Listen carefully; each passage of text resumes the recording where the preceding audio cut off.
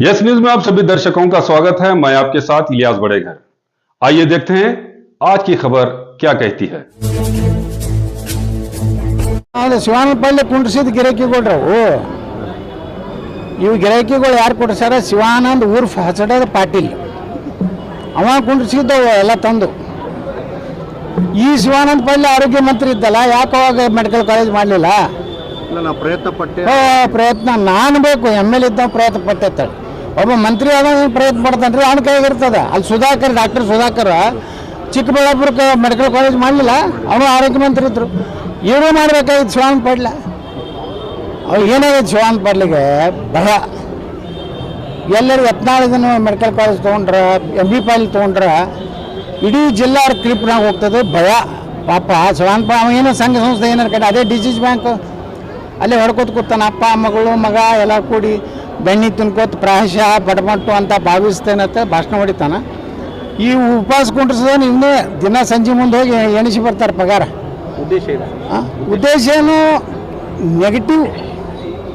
ಎಮ್.ಬಿ. ಪಾಟೀಲ್ ವಿರುದ್ಧ, ಯತ್ನಾಳ್ ವಿರುದ್ಧ ಇದೊಂದು ದೊಡ್ಡ ವಿಷಯ ತಿಳ್ಕೊಂಡು ನಾವು ಮೂರ್ಖದಾನ ಶಿವಾನಂದ ಪಾಟೀಲ್. ಮೂರ್ಖ. ಈಗ ನಾನೇ ಸ್ವಂತ ನಮ್ಮದೇ ಮೆಡಿಕಲ್ ಕಾಲೇಜ್ ನಮ್ಮ ಸಂಸ್ಥೆದೇ ತೊಗೊಳಕತ್ತೀವಲ್ಲ. ನಾವು ಏನು ಆ PPP ಭಾಳ ಸುಡ್ಗಾಡಬೇಡ. ಈಗೇನು ನರೇಂದ್ರ ಮೋದಿ ಅವರು ಈಜಿ ಮಾಡ್ಯಾರ ನಮಗೆ.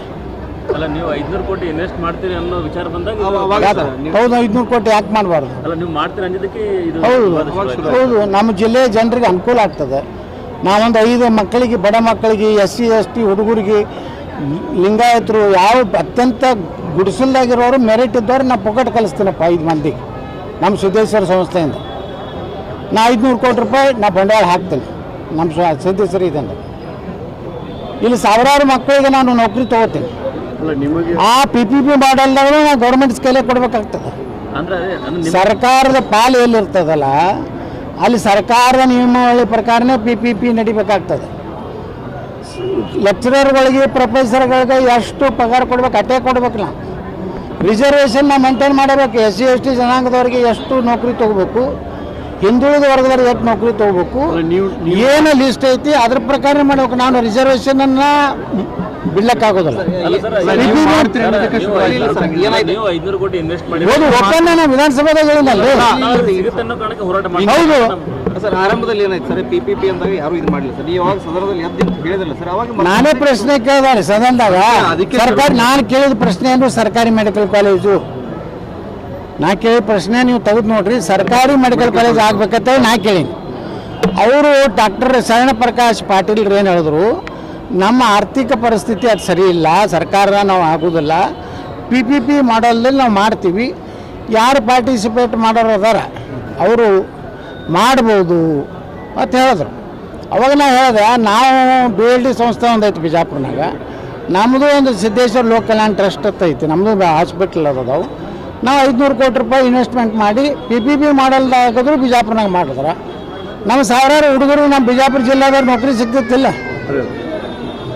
ನೌಕರಿ ನಮ್ಮವರೇ ನಾವು ಮಾಡಿದ್ರೆ ನಮ್ಮ ಜಿಲ್ಲಾದವ್ರನ್ನೇ ತೊಗೋತೀವಿ. ಯಾಕಂದ್ರೆ ನಮ್ಮ ಬಿಜಾಪುರ ಜಿಲ್ಲಾ ಇದು ಐತದು ಮೆಡಿಕಲ್ ಕಾಲೇಜ್. M.B. ಪಾಟೀಲ್ ಮಾಡಿದ್ರು ಅವರು ಇಲ್ಲಿದೆ ತೊಗೋತಿದ್ರು.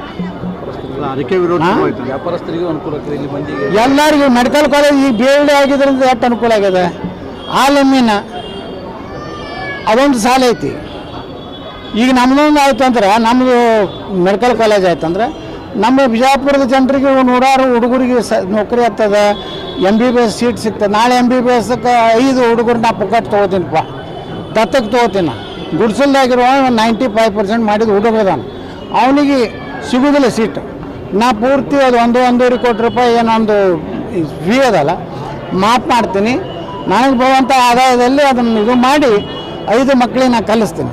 ಅದೇ ನೀವು ಅದೇನು 500 ಕೋಟಿ ರೂಪಾಯಿ ಹೇಳಿದ ತಕ್ಷಣವೇ ಇದು ಶುರುವಾಯಿತು ಸ್ಪಾರ್ಕ್ ಆಗಿ. ಅದು ತಿಳ್ಕೋಬೇಕು ನೀವು. ಅದು ಹೋರಾಟ ನಾಟಕೀಯ ಇದೆ. ಅಲ್ಲಿ ಎಂತಿಂತ ಲಪ್ಪುಟ್ರು ಬಂದು ಮಾತಾಡ್ತಾರ.